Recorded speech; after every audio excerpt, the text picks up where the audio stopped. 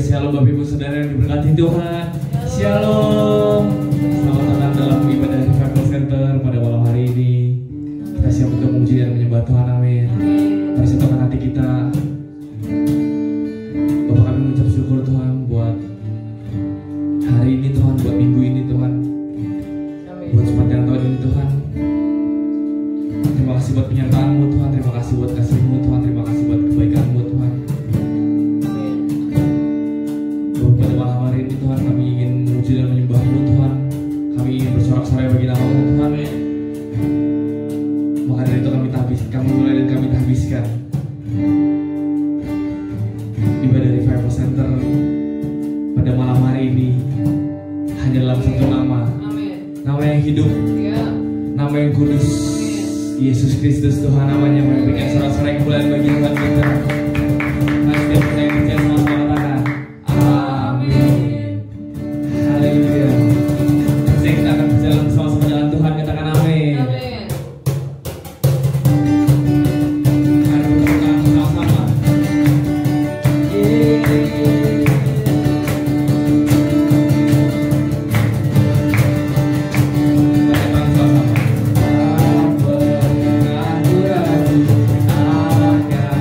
Akan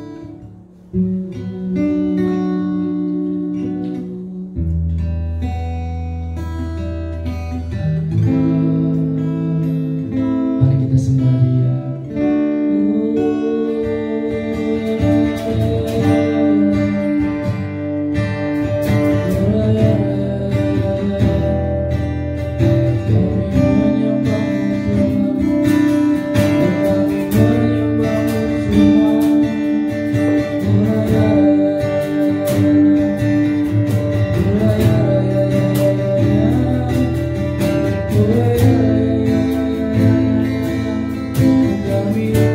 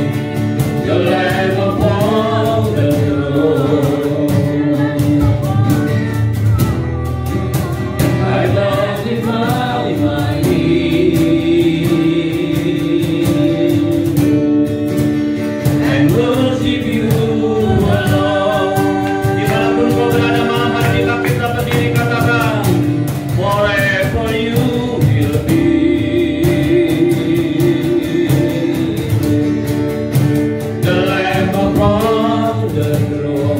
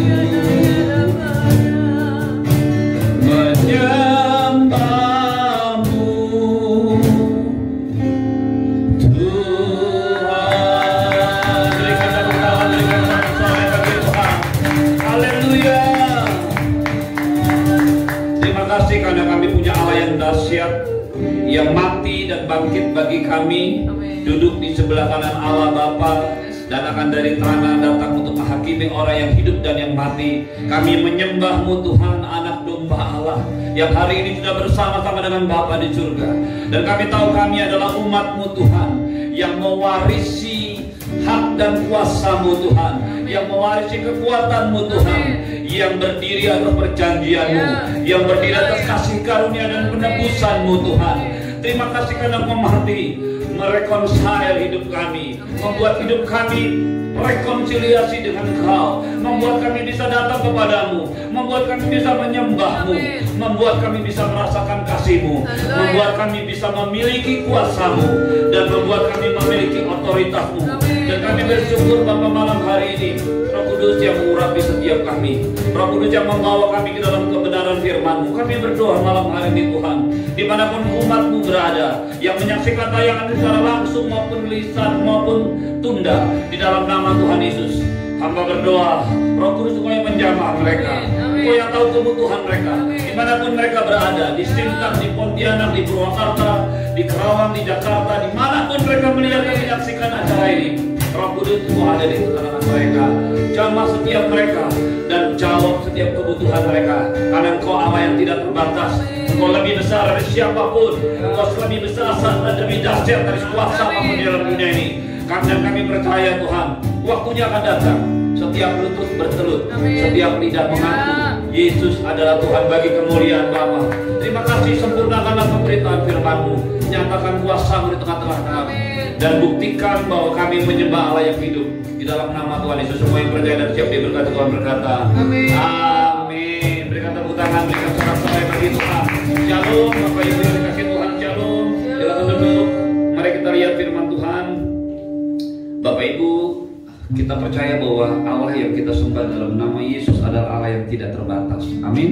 Dia tidak dibatasi oleh tempat, dia tidak dibatasi oleh waktu, dia tidak dibatasi oleh zona. Ada banyak hal yang terjadi hari-hari ini, mujizat Tuhan terjadi di tengah-tengah kita.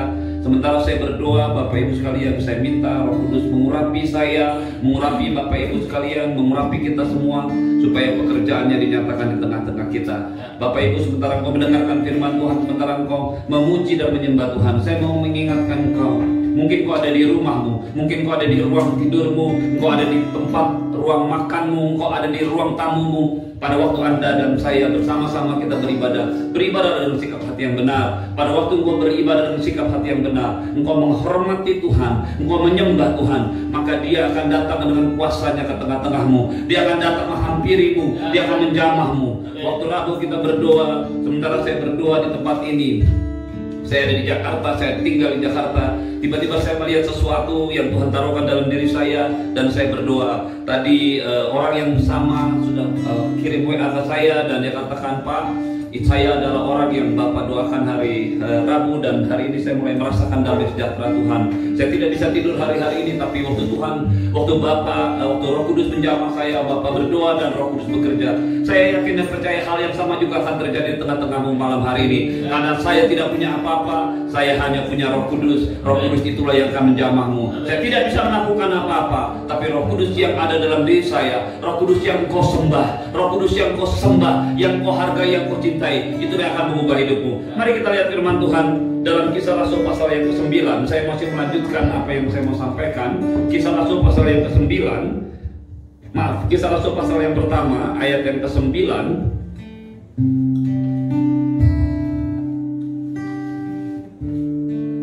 Karena hari Rabu yang lalu kita baru sampai ayat yang ke-8, dan saya masih mau membagikan pencurahan Roh Kudus, karena itu menjadi dasar kehidupan gereja mula-mula. Sesudah ia mengatakan demikian, terangkatlah ia, yaitu Tuhan Yesus, disaksikan oleh mereka, dan awan menutupnya dari pandangan mereka. Ketika mereka sedang menatap ke langit pada waktu ia naik itu, tiba-tiba dua orang yang berpakaian putih di dekat mereka. Berdirilah dua orang yang berpakaian putih di dekat mereka, dan berkata kepada mereka, "Hai orang-orang Galilea, mengapakah kamu berdiri melihat ke langit? Yesus ini yang terangkat ke surga meninggalkan kamu, akan datang kembali dengan cara yang sama seperti kamu melihat Dia naik ke surga." Bapak Ibu yang saya kasih dalam Tuhan, ayat-ayat ini menceritakan setelah Tuhan Yesus berkata kepada murid-muridnya, kamu akan menerima kuasa kalau Roh Kudus turun ke atas kamu, dan kamu akan menjadi saksiku di Yerusalem, di Yudea, Samaria, dan sampai ke ujung bumi. Setelah mengatakan demikian, maka Yesus terangkat, dia naik ke surga, disaksikan oleh mereka. Bukan 1-2 orang, tapi mereka yang ada yang melihat apa yang terjadi, dan itu adalah sebuah peristiwa yang luar biasa. Dan ini adalah peristiwa yang tidak bisa disangkal oleh apapun, bahwa Allah yang Anda dan saya sembah, Tuhan yang saudara dan saya sembah adalah Tuhan yang hidup. Dia memang mati sebagai manusia, tapi dia bangkit menunjukkan dirinya sebagai Tuhan, dan kemudian dia kembali ke surga. Waktu dia menatap ke langit, orang-orang murid-murid yang melihatnya, mereka kebingungan karena itu adalah sebuah peristiwa yang luar biasa. Saya yakin kalau Anda dan saya ada di sana, kita juga akan terbengung-bengung, termangu-mangu, nggak ngerti apa yang sedang terjadi. Yesus yang terangkat, tiba-tiba 2 orang berdiri, dan ini adalah malaikat Tuhan. Mereka berkata, hai orang-orang Galilea, mengapa kamu berdiri melihat ke langit? Yesus ini yang terangkat ke surga meninggalkan kamu, akan datang kembali dengan cara yang sama seperti kamu melihat dia naik ke surga. Malam hari ini saya mengatakan kepada Anda Bapak Ibu sekalian, kematian dan kebangkitan Yesus menjadi dasar iman Kristen. Kembalinya Tuhan Yesus ke surga itu menjadi sebuah pengharapan yang pasti dalam hidup saya. Mengapa? Karena malaikat berkata, Yesus yang kembali, yang meninggalkan engkau, akan datang kembali dengan cara yang sama. Dan saya yakin dan percaya waktunya tidak akan lama lagi Bapak Ibu sekalian. Ayat ini akan digenapi dalam hidup kita, bahwa Yesus yang naik ke surga itu akan datang kembali untuk menjemput umatnya, gerejanya yang siap menyambut kedatangannya. Berikan tepuk tangan bagi sorak-sorai bagi Tuhan. Haleluya. Bapak Ibu sekalian, saya bukan mau menyampaikan ini, tapi kisah selanjutnya dalam ayat 12, maka kembalilah rasul-rasul itu ke Yerusalem dari bukit yang disebut Bukit Zaitun, tempat di mana Yesus dipercaya naik ke surga. Itulah hari ini yang ada, dan dibangun sebuah gereja, sebuah tempat di mana Yesus terakhir kalinya menapakkan kakinya di bumi, kemudian dia naik ke surga. Mereka kembali dari Bukit Zaitun dan masuk ke Yerusalem, yang hanya seperjalanan Sabat jauhnya, tidak terlalu jauh dari Yerusalem, dekat sekali.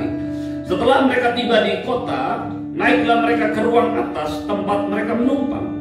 Mereka itu ialah Petrus dan Yohanes, Yakobus dan Andreas, Filipus dan Thomas, Bartolomeus dan Matius, Yakobus bin Alfius, dan Simon orang Zelot, dan Yudas bin Yakobus. Mereka semua sehati bertekun. Mereka semua bertekun dengan sehati dalam doa bersama-sama dengan beberapa perempuan, serta Maria, ibu Yesus, dan dengan saudara-saudara Yesus. Bapak Ibu yang saya kasih dalam Tuhan, dengarkan saya baik-baik. Kita harus merunut cerita ini, memahami pengertian ini dengan benar. Urut-urutannya adalah Tuhan Yesus memberikan kepada mereka pengajaran 40 hari. Dia mengajar mereka tentang kerajaan Allah. Lalu mereka diminta untuk tinggal di Yerusalem. Mereka diminta tinggal di Yerusalem, dan murid-murid tanpa alasan, tanpa banyak bertanya apapun, karena mereka takjub dengan semua yang mereka saksikan, mereka kembali ke Yerusalem. Untuk Anda dan saya ingat, Yerusalem adalah tempat yang tidak nyaman buat murid-muridnya. Mungkin bagi Anda dan saya yang hari ini punya waktu ziarah ke Israel, maka Yerusalem adalah tujuan utama kita.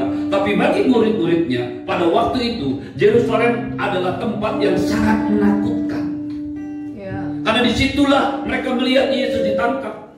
Disitulah mereka melihat bagaimana Yesus diperlakukan, dianiaya, bahkan mati. Disitulah tempat di mana mereka pernah gagal. Disitulah tempat di mana Petrus pernah murtad. Disitulah tempat di mana murid-murid Tuhan yang lain meninggalkan Yesus. Tapi Tuhan Yesus berkata kepada murid-muridnya, halo, dengarkan saya baik-baik. Kamu harus tinggal di Yerusalem, menantikan janji Bapa. Itu sebabnya mereka kembali ke Yerusalem. Dan kita tahu Bapak Ibu sekalian, mereka kembali ke Yerusalem dengan ketakutan, dengan pemikiran yang mungkin saat itu ada dalam pikiran mereka. Mengapa Tuhan memilih Yerusalem? Mengapa Tuhan gak menyuruh kita tinggal menantikan janji Bapa di Betania, yang tidak terlalu jauh juga letaknya dari Yerusalem? Mengapa Tuhan Yesus tidak nyuruh juga mereka menantikan janji Bapa di Galilea, tempat di mana hometownnya mereka, tempat kandang mereka, tempat yang paling nyaman menurut mereka, karena mereka orang-orang Galilea. Bapak Ibu yang saya kasih dalam Tuhan, malam ini saya mau sampaikan sebuah hal yang kebenaran yang luar biasa. Semua yang terjadi dalam hidup Anda dan saya itu adalah kasih karunia Tuhan. Amin. Dan kasih karunia Tuhan tidak dimulai sejak perjanjian baru. Kasih karunia Tuhan sudah dimulai sejak Allah itu ada. Mengapa? Karena Allah kita itu adalah Allah yang penuh dengan kasih. Allah itu kasih, dan kasih karunia adalah bagian daripada kasih. Jadi kalau ada orang yang mengatakan kasih karunia dimulai dari perjanjian baru, maka orang itu harus kembali melihat firman Tuhan. Kasih karunia Allah dimulai sejak Allah itu ada. Dan kita tahu persis bahwa Allah yang saudara dan saya sembah adalah Allah dari segala sesuatu. Dialah pencipta dan dia tidak diciptakan oleh siapapun. Itu artinya kasih karunia ada sejak Allah itu ada. Bukan sejak Yesus meninggal, bukan sejak Yesus mati di kayu salib. Kasih karunia itu sudah ada bersama-sama dengan Allah. Sebagai contoh Bapak Ibu sekalian, mungkin Anda berpikir, bagaimana dengan bukti? Bapak Ibu yang saya kasih dalam Tuhan, Nuh adalah gambaran di mana kasih karunia Allah itu dinyatakan. Halo, Abraham adalah gambaran di mana kasih karunia Allah itu nyata. Mungkin Anda berkata, Abraham adalah bapak orang beriman. Tapi tolong jelaskan kepada saya, mengapa Abraham dipilih Tuhan pertama kali? Alkitab kita tidak mencatat apapun beritanya, kecuali Kejadian 12. Tuhan berbicara kepada Abraham, pergilah dari sanak saudaramu, dari keluargamu, ke negeri akan kutunjukkan kepadamu. Apakah ini bukan sebuah kasih karunia? Kalau Anda berkata Abraham adalah bapak orang beriman, nanti setelah 25 tahun lebih Abraham menunjukkan imannya, Ishak lahir dan dia persembahkan kepada Allah, dan Allah memanggil dia Abraham, merubah namanya Abraham, bapak orang beriman. Tapi waktu Abraham dipilih Tuhan pertama kali, itu adalah kasih karunia Allah. Amin. Bapak Ibu sekalian yang saya kasih dalam Tuhan, semua yang terjadi dalam hidup kita itu adalah kasih karunia Allah. Tapi kasih karunia Allah tidak meninggalkan ketaatan Anda dan saya. Ayat-ayat yang kita baca menunjukkan Yesus menjanjikan sebuah kasih karunia yang luar biasa. Yesus berkata, kamu akan menerima kuasa kalau Roh Kudus turun ke atas kamu, dan kamu akan menjadi saksiku di Yerusalem, Yudea dan Samaria. Tapi kamu harus tinggal di Yerusalem. Kamu gak bisa pergi ke Galilea, kamu gak bisa pergi ke Jericho, kamu gak bisa pergi ke Betania untuk menantikan janji Bapa. Kamu harus tinggal di Yerusalem. Mengapa murid-muridnya berpikir tentang Yerusalem? Itu adalah tempat yang tidak nyaman buat mereka. Tapi di sini bukan masalah nyaman atau tidak nyaman. Di sini bicara ketaatan. Di balik semua janji Tuhan, di balik semua hal-hal yang besar yang Tuhan sediakan buat Anda dan saya, Allah memerlukan ketaatan Anda dan saya. Kalau saja murid-muridnya hari itu seperti biasa-biasanya, mereka tidak taat dan mereka pergi. Mereka tidak mau menunggu di Yerusalem, mereka pergi ke Betania, mereka pergi ke Galilea, atau mereka pergi kemana saja, maka janji Tuhan itu tidak akan digenapi dalam hidup kita. Kasih karunia tidak bisa dipertentangkan dengan kebenaran. Kasih karunia tidak bisa dipertentangkan dengan ketaatan. Kasih karunia tetap memerlukan ketaatan. Kasih karunia tanpa ketaatan tidak bisa, karena itu adalah hak prerogatifnya Tuhan. Tuhan minta, Tuhan sudah menjanjikan kepada murid-muridnya, kamu harus tinggal di Yerusalem. Kamu akan diperlengkapi dengan kuasa yang maha tinggi. Kamu akan dibaptis dengan Roh Kudus. Kamu akan dibaptis dengan kuasa Roh Kudus. Kamu akan menerima kuasa. Tapi kamu harus menerima kuasa itu di Yerusalem. Dan puji Tuhan, murid-muridnya hari itu taat. Mereka kembali ke Yerusalem. Siapa mereka itu? 11 orang. Ditambah beberapa perempuan, Ibu Yesus, Maria, dan saudara-saudara Yesus yang lain. Bapak Ibu yang saya kasih dalam Tuhan, perhatikan baik-baik. Yang pertama, ketaatan. Yang kedua, doa. Waktu mereka menantikan janji Bapa, Yesus tidak menyuruh mereka berdoa. Tuhan Yesus hanya menyuruh mereka kembali ke Yerusalem, menantikan janji Bapa. Tidak ada yang mengajari mereka, tidak ada yang menyuruh dengan tegas. mereka berdoa. Tapi lihat apa yang mereka lakukan. Yang pertama taat.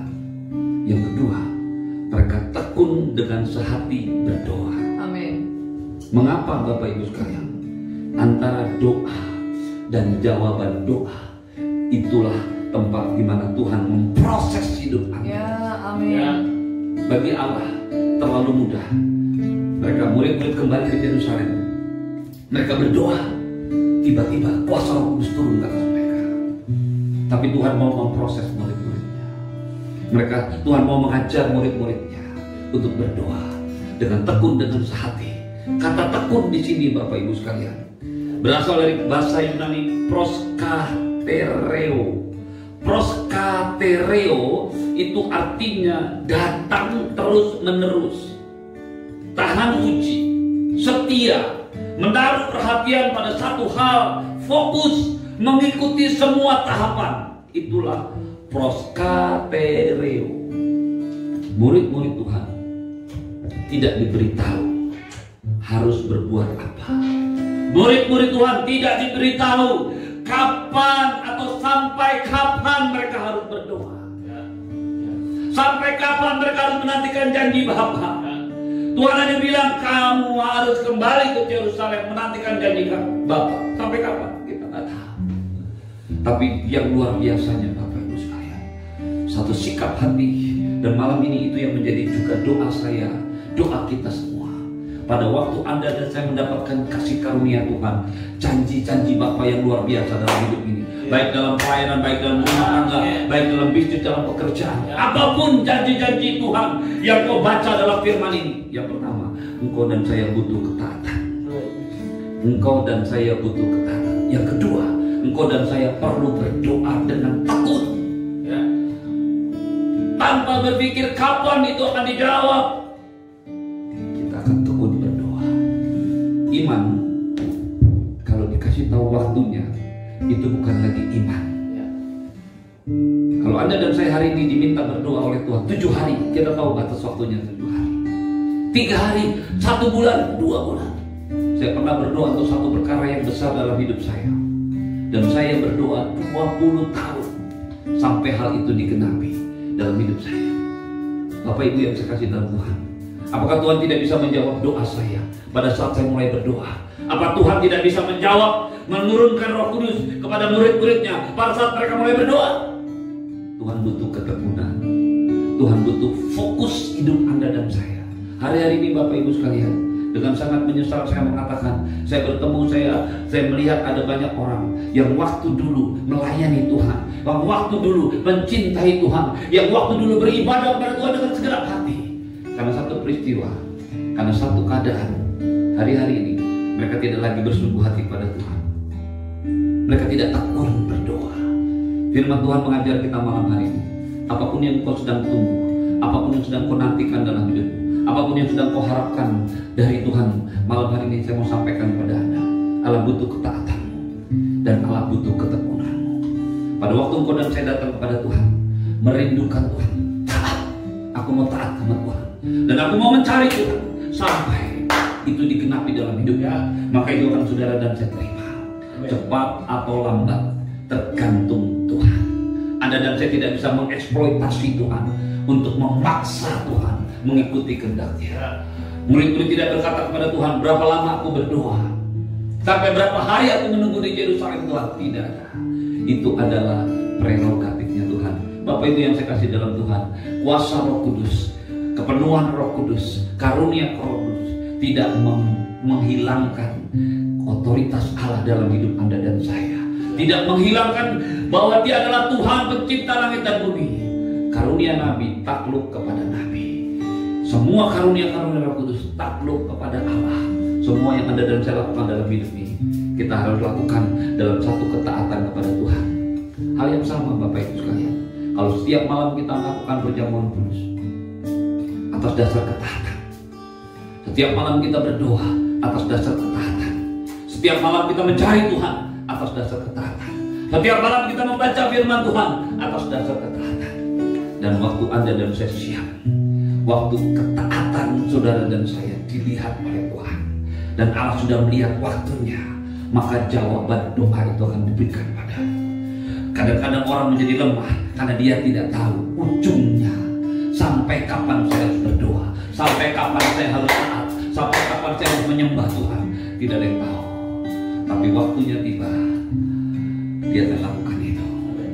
Mari datang kepada Tuhan malam ini. Shikaya ramaya ramaya.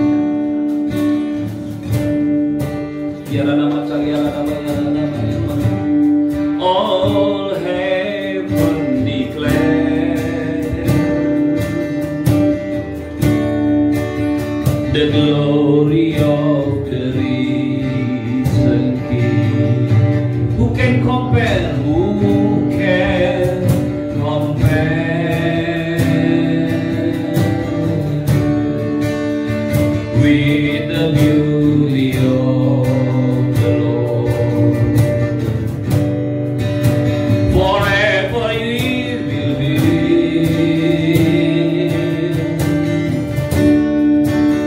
the Lamb upon the throne. I gladly bow my knee to worship you alone. I will proclaim, I will proclaim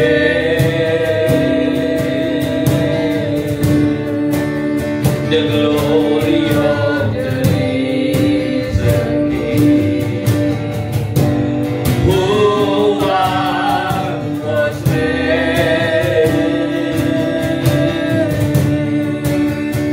holding on the man to God. Forever you will be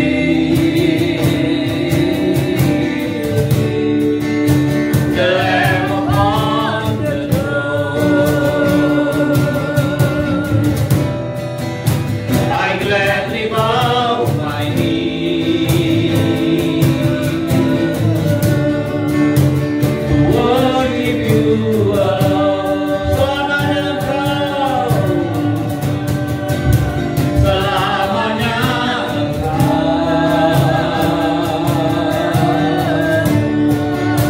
anak domba. Ku sujud berteduh, ku sujud berteduh, menyembahmu Tuhan, menyembahmu Tuhan. Dengan segenap hatimu katakan, selamanya Engkau, selamanya Engkau.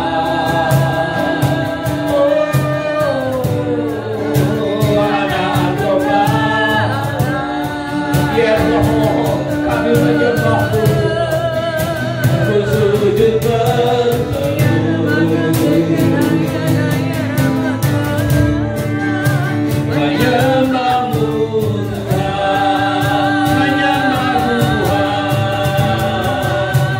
menyembahmu Tuhan. Sekali lagi katakan, menyembahmu Tuhan.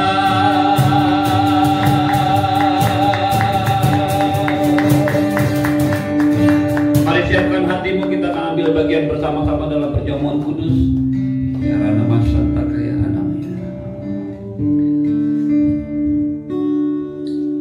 Angkat roti tinggi-tinggi di atas kepala.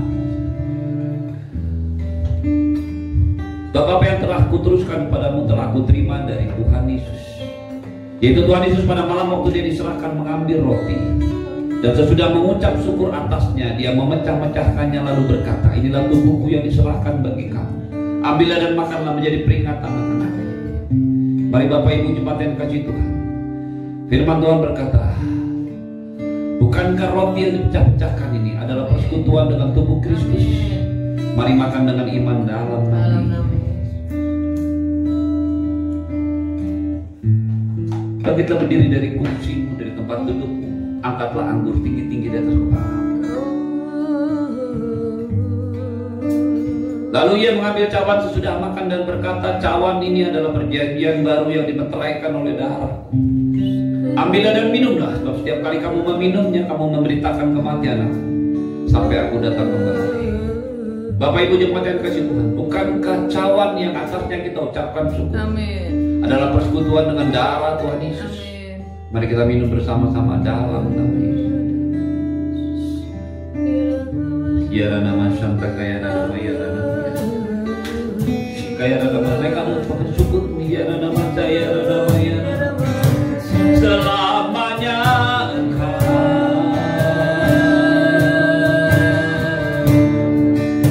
anak domba.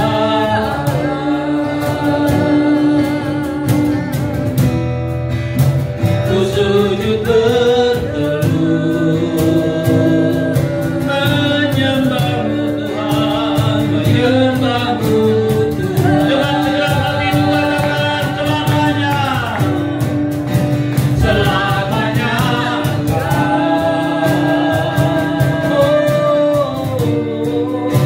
anak domba.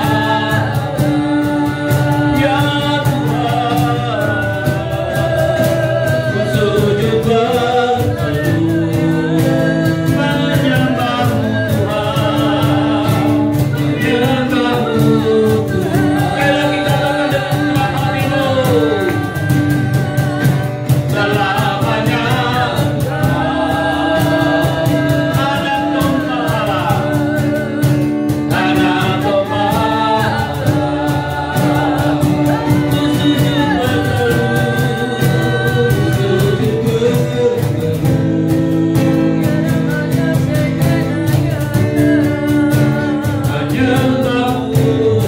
Ku sujud Bapak Ibu yang dikasih Tuhan, sebelum saya menutup dengan doa, malam ini saya menantang engkau dimanapun kau berada. Kalau kau mendengarkan firman kebenaran, saya ingin sampaikan kepadamu, Tuhan Yesus mati disalib bagi dosamu, bagi dosa saya. Dia menanggung setiap dosa saudara dan saya. Dia menebus setiap dosa saudara dan saya untuk menyelamatkan, karena dia mengasihi.